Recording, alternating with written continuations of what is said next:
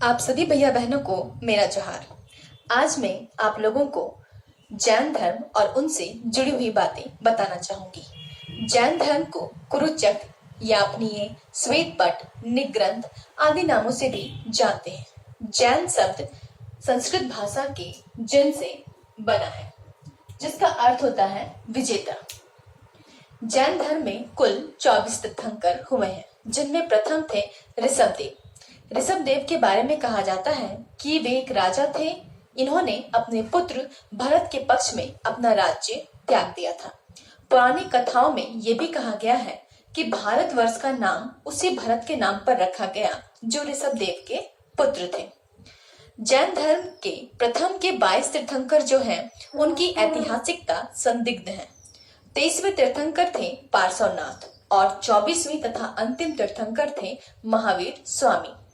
आज मैं आप लोगों को महावीर स्वामी के बारे में विस्तार से बताती हूँ। महावीर स्वामी का मूल नाम वर्धमान था। अधिकांश लोग महावीर स्वामी को ही जैन धर्म के संस्थापक मानते हैं, लेकिन महावीर स्वामी जैन धर्म के संस्थापक नहीं, बल्कि जैन धर्म के अंतिम तथा सर्वाधिक प्रसिद्ध तीर्थंकर थे। महावीर स्वामी का मूल नाम वर्धमान था। इनका जन्म 540 ईसा पूर्व वैशाली के कुंड ग्राम में हुआ था। इनके पिता का नाम सिद्धार्थ था।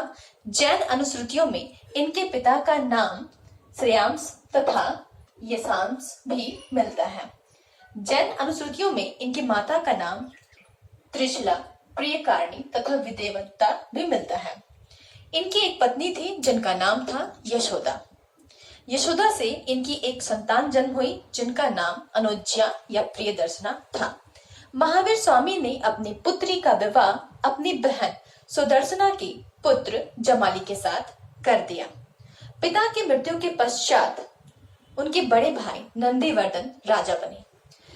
वर्धमान ने अपने बड़े भाई नंदीवर्धन से आज्ञा लेकर संन्यास जीवन को अपना लिया और 30 वर्ष की आयु में उन्होंने घर छोड़ दिया। कहा जाता है कि उन्होंने 12 वर्षों तक कठोर तपस्या की। इस दौरान नालंदा में उनकी मुलाकात हुई थी मकलीपुत्र बोसाल से। वे महावीर स्वामी के शिष्य बन जाते हैं, लेकिन 6 वर्ष उनके साथ रहने के पश्चात वे उनको छोड़कर चले जाते हैं और एक नए संप्रदाय, आजीविक संप्रदाय की स्थापना करते हैं। 12 वर्षों की कठोर तपस्या के पश्चात जिम्ब्रिक ग्राम के समीप त्रिजुपालिका नदी के तट पर साल वृक्ष के नीचे वैशाख मास के 10वें दिन महावीर स्वामी को कैवल्य की प्राप्ति होती है। कैवल्य का अर्थ होता है ज्ञान। कैवल्य की प्राप्ति के पश्चात महावीर स्वामी केवलीन, जिन, आहर्त, निग्रंथ आदि कहे जाते हैं। अब हम देखते हैं जैन धर्म के 5 महाव्रत। पहला महाव्रत है सत्य, यानी कि सदा सत्य बोलो। दूसरा है अहिंसा।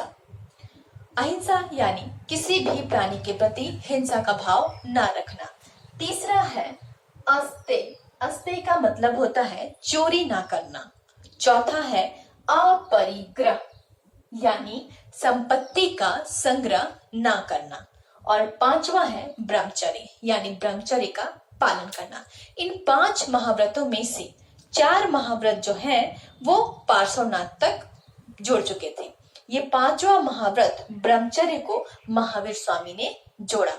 अब हम आते हैं जैन धर्म के सिद्धांत। तो जैन धर्म का पहला सिद्धांत है ईश्वर में अविश्वास, यानी जैन धर्म के जो लोग हैं वो ईश्वर में विश्वास नहीं करते।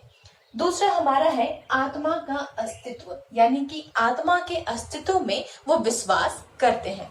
तीसरा है हमारा कर्मफल एवं पुनर्जन्म, यानी कि मनुष्य जो भी कर्म करता है उसका फल उसे उसी जीवन में मिलता है और उस कर्मफल के अनुसार ही उसका पुनर्जन्म भी होता है। चौथा है हमारा मोक्ष अथवा निर्वाण। महावीर स्वामी ने जीवन का अंतिम लक्ष्य मोक्ष तथा निर्वाण बताया है। निर्वाण का अर्थ होता है यानी कि सुख दुख के बंधनों से मुक्ति पा जाना, जीवन मरण के जो बंधन है उससे मुक्त हो जाना। अब मैं बात करती हूँ त्रिरत्न के बारे में। जैन धर्म में तीन त्रिरत्न बताए गए हैं। सम्यक ज्ञान, सम्यक दर्शन, सम्यक आचरण। सम्यक ज्ञान यानी सच्चा और पूर्ण ज्ञान ही सम्यक ज्ञान है। सम्यक दर्शन यानी सच्चे ज्ञान पर विश्वास करना और यथार्थ ज्ञान के प्रति श्रद्धा व्यक्त करना ही सम्यक दर्शन है। सम्यक आचरण यानी कि संसार के जितने भी विषय हैं, चाहे सुख हो और या फिर दुख, उनके प्रति समभाव ही सच्चा आचरण है। अब मैं बात करना चाहूंगी संप्रदाय के बारे में। जैन धर्म में दो संप्रदाय हैं। पहला है श्वेतांबर और दूसरा है दिगंबर। महावीर स्वामी की मृत्यु के कई वर्षों के पश्चात जैन धर्म दो भागों में बंट गया, एक श्वेतांबर और दूसरा दिगंबर। श्वेतांबर संप्रदाय के जो लोग थे वो पार्श्वनाथ को मानते थे और दिगंबर संप्रदाय के जो लोग थे वो महावीर स्वामी के पूर्ण नियम में विश्वास करते थे। अब मैं बात करना चाहूंगी जैन धर्म में कुल कितनी संगीतियां हुई हैं। तो जैन धर्म में कुल 2 संगीतियां हुई हैं।